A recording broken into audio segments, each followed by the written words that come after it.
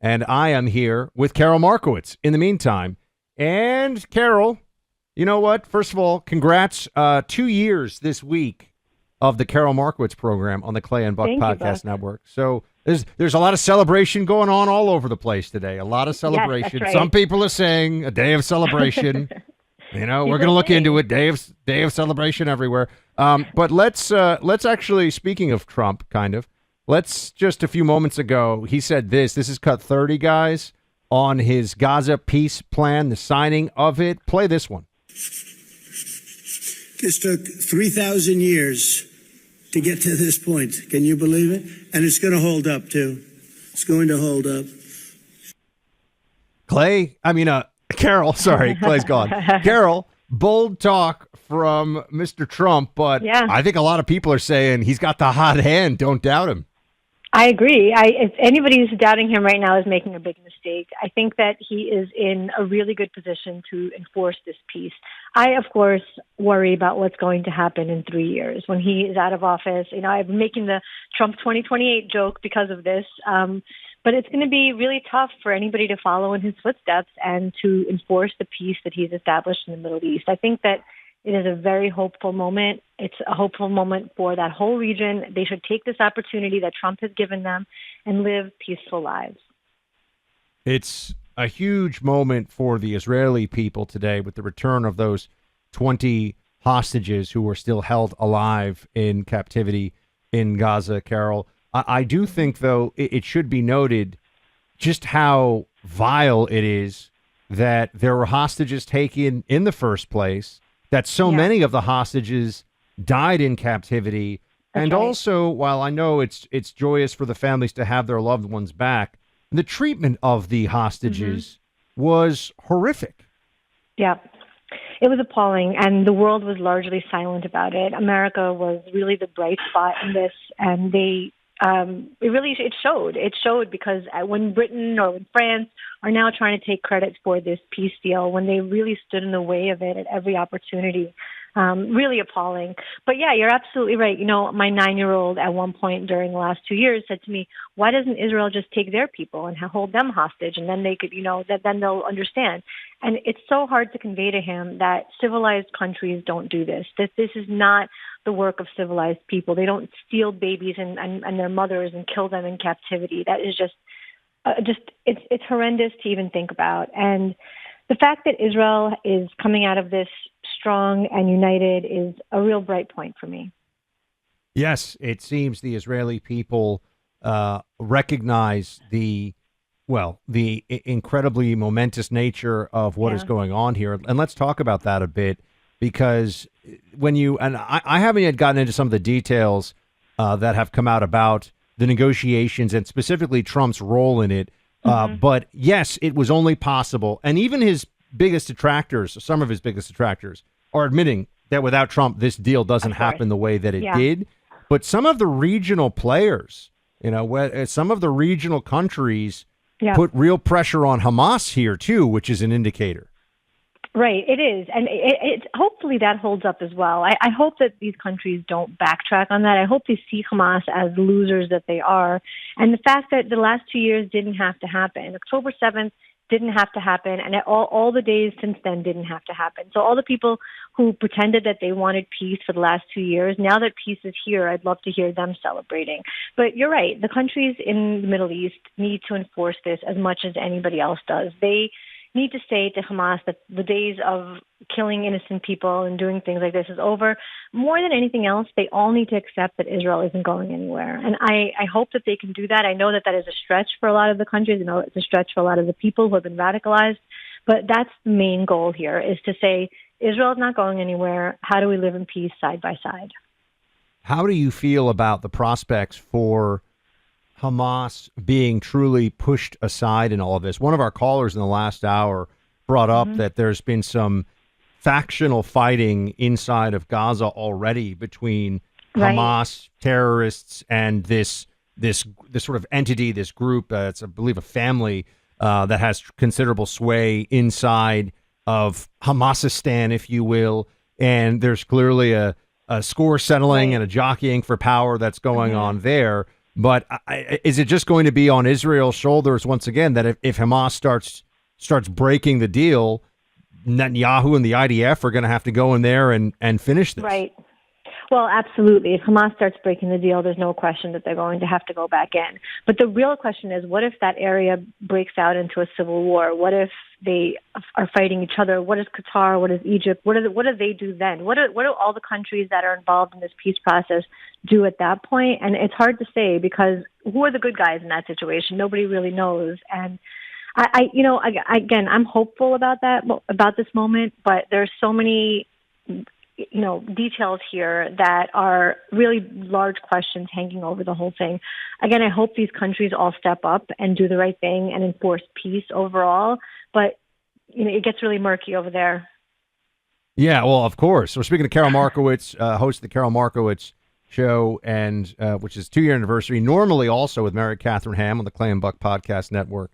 So walk me through some of what do you see as critical for what comes next here? Because we haven't, the first hour, just, Karol, it was, this is amazing. So happy for the families. You might have heard some of it. Trump, giant win for him.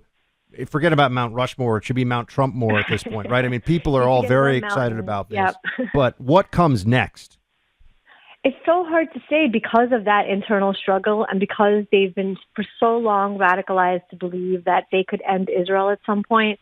If the last 2 years have shown that region anything, it's that Israel isn't going anywhere. I think the Iran 12-day war was very instrumental in that. I think Qatar is thinking twice about their alliance with Iran at that point, because Iran was supposed to be the lion, that they were supposed to be the ones who would, should they get involved in a war in the Middle East, that war would end very quickly and Iran would be the victor.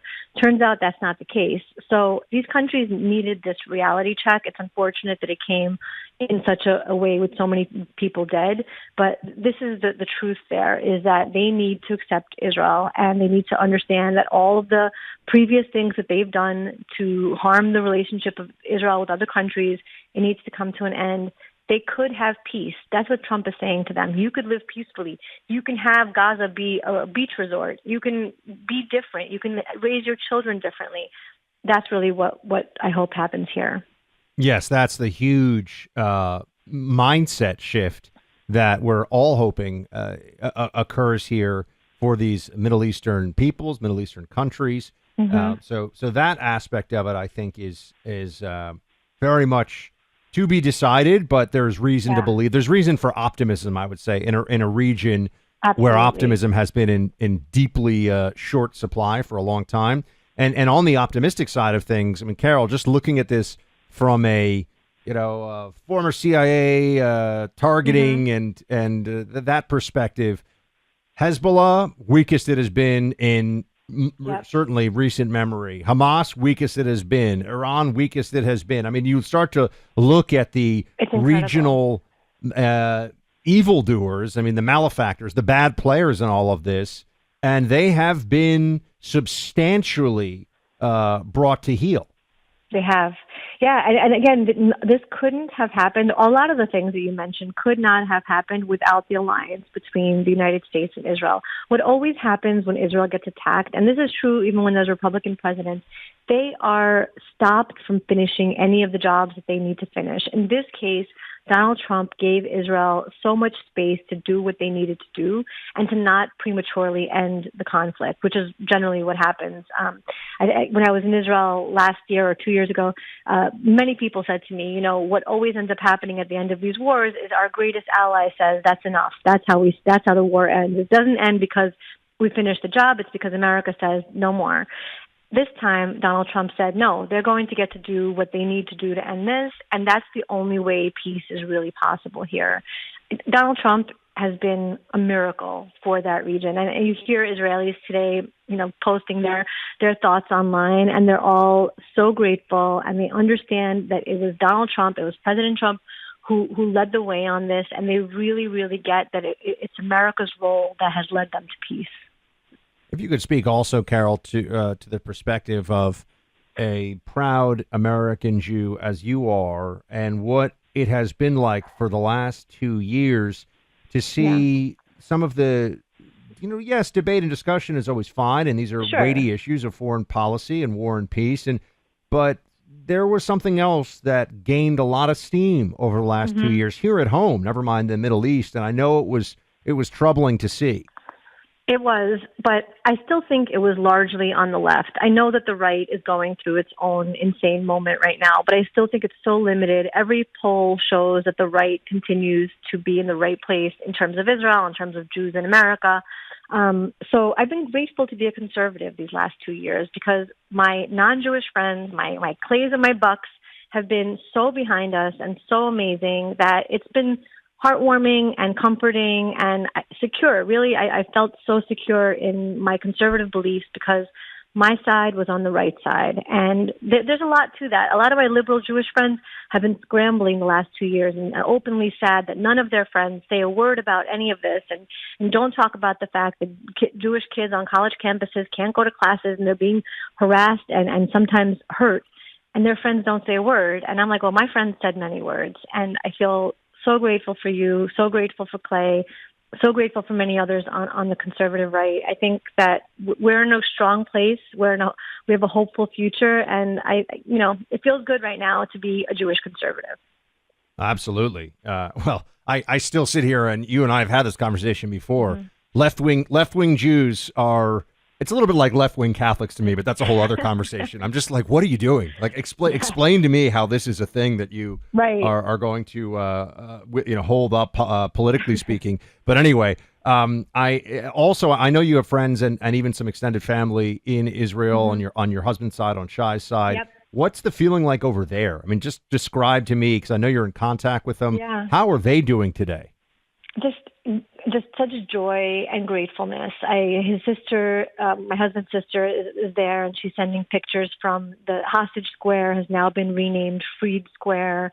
And it's an amazing moment. I have to say that I think a lot of Israelis believe this moment was possible. I'm a very optimistic person, but I did not think this was going to happen. I really didn't. I thought those hostages would meet a terrible end in captivity. I have to admit that I didn't believe, and I thought those yellow ribbons that people wore, I thought they'd wear them forever. So they had hope that I simply didn't have. I guess they had to have that hope. That hope being realized today, it just smiling faces, national holiday, biggest deal ever over there. Check out the Karol Markowicz Show, everybody, on the Clay and Buck Podcast Network. Also look for her Buck. columns in the New York Post. Karol, hugs to you, Shai, and the whole Hugs to family, you. and a great day. And thank you so much for joining to share your thoughts on it. Thank you, Buck. Thank you. How many times has somebody politely said to you, I hope you get a good night's rest? Well, what if it's more than just words, my friends? What if I can help you get a great night's sleep? Cozy Earth sheets are a game changer in the sleep comfort department. These sheets are incredibly soft. I mean, like 5-star luxury hotel feel kind of soft, naturally breathable, moisture wicking, temperature regulating. It's great for all you hot sleepers out there. I've got these on my bed. Carrie is very specific, my wife, very specific about what kind of sheets, linens we sleep in, and she's all about these Cozy Earth sheets. They're durable enough to last for years, yet soft enough to feel like brand new wash after wash. That's the magic of the bamboo fabric that Cozy Earth uses. And with a 100-night sleep trial and a 10-year warranty, you can try them risk-free. That means more than 3 months to make sure you're as happy as we are here in the Sexton household with Cozy Earth sheets. Find them online at CozyEarth.com. Use my name, Buck. That's CozyEarth.com, code Buck. CozyEarth.com, code Buck for 20% off your purchase. Make sure you let them know you heard about them on Clay and Buck. Let's go home with Cozy Earth.